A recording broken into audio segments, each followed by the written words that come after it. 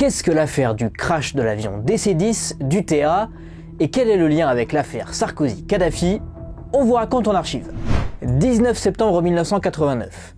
L'avion DC-10 de la compagnie UTA, en provenance de Brazzaville et à destination de Paris-Charles de Gaulle, disparaît des écrans radars. Il ne sera retrouvé que le lendemain dans le désert du Ténéré, au Niger. De l'avion, il ne reste que des débris. Aucun des 170 passagers, dont 54 Français, n'a survécu. Il apparaît très vite aux enquêteurs que l'avion a explosé en vol. La thèse de l'attentat est privilégiée, mais sans aucune revendication crédible, il est difficile d'identifier les coupables. Pourquoi un tel attentat en effet, alors que si l'on s'en réfère à la zone concernée, il y a tout juste 20 jours, le Tchad et la Libye fêtaient leur réconciliation et que la France a déjà commencé à réduire son dispositif militaire au Tchad. Les enquêteurs font rapidement le lien avec un autre attentat non revendiqué, l'explosion d'un avion au-dessus de Lockerbie, en Écosse. L'enquête entre dans une phase décisive. Des traces d'explosifs ont formellement été repérées sur les débris du DC-10. Le rapport des experts du laboratoire central est arrivé en début d'après-midi à Paris. À présent, l'attentat contre l'avion d'UTA ne fait plus aucun doute. Il faudra encore plusieurs jours avant de connaître la nature des substances qui ont composé la bombe. Une enquête préliminaire a été ordonnée par le parquet de Paris. Ce sont bien les experts de l'antiterrorisme qui sont maintenant au travail. Premier point de leur enquête, quelles méthodes ont utilisé les poseurs de bombes? C'est vrai que les similitudes avec l'attentat de Lockerbie en décembre 88 sont grandes.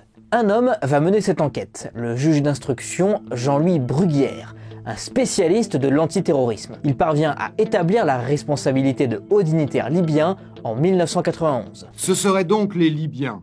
Au terme d'une traque de 2 ans, le juge Bruguière semble convaincu que l'attentat perpétré contre le DC-10 d'UTA aurait été commandité par Tripoli. Mais surtout, l'attentat contre le DC-10 d'UTA et celui commis contre le Boeing de la Paname au-dessus de Lockerbie en septembre 88 auraient eu les mêmes commanditaires. La décision de faire payer la France pour ses victoires au Tchad et de punir les États-Unis pour le bombardement de Tripoli aurait été prise lors d'une même et unique réunion en septembre 88.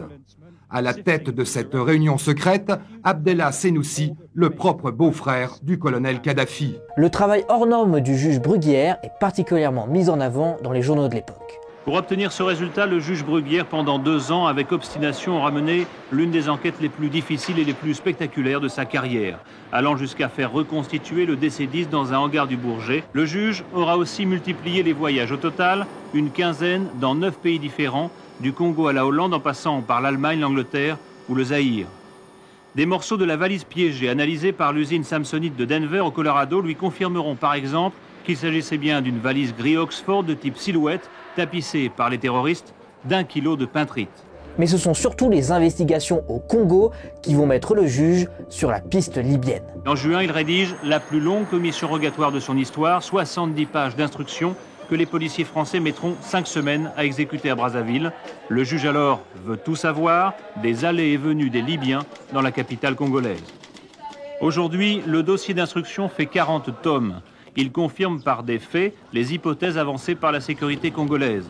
L'État libyen paraît bien responsable de l'un des actes terroristes les plus graves que la France ait eu à subir. Le juge Bruguière délivre donc un mandat d'arrêt international contre Abdallah Senoussi et 3 autres dignitaires. Le refus de la Libye de livrer ces hommes entraîne de nombreuses sanctions internationales. Il y a déjà discussion, puisqu'il s'agissait de Lockerbie pour l'instant, entre les États-Unis d'Amérique et la Grande-Bretagne.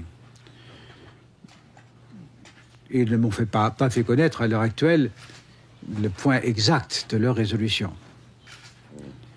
C'est-à-dire des mesures de rétorsion qui pourraient être amenées à prendre. Finalement, un embargo militaire et des sanctions financières seront prises contre le régime de Mouammar Kadhafi. Malgré l'absence des accusés, un procès a tout de même lieu le 10 mars 1999.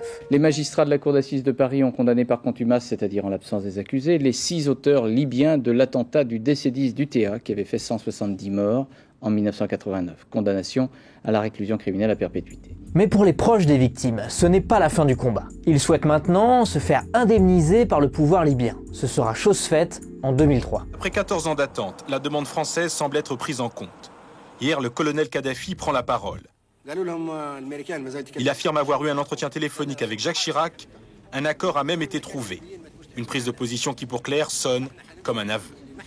Ça permet de reconnaître l'implication de l'État libyen dans l'attentat du DC-10. Donc ça, c'est une grande satisfaction pour les familles de victimes. En 2005, puis en 2006, deux proches de Nicolas Sarkozy, Brice Hortefeux puis Claude Guéant, rencontrent Abdallah Senoussi, le principal responsable de l'attentat du DC-10, à Tripoli. Pour le tribunal judiciaire de Paris, un pacte de corruption a été conclu. Le régime libyen acceptant de financer la campagne de Nicolas Sarkozy en échange, entre autres, de la levée du mandat d'arrêt contre Abdallah Senoussi. Il ne sera jamais extradé en France. Nicolas Sarkozy a été condamné à 5 ans de prison pour association de malfaiteurs dans l'affaire du financement libyen de sa campagne et il a fait appel de sa condamnation.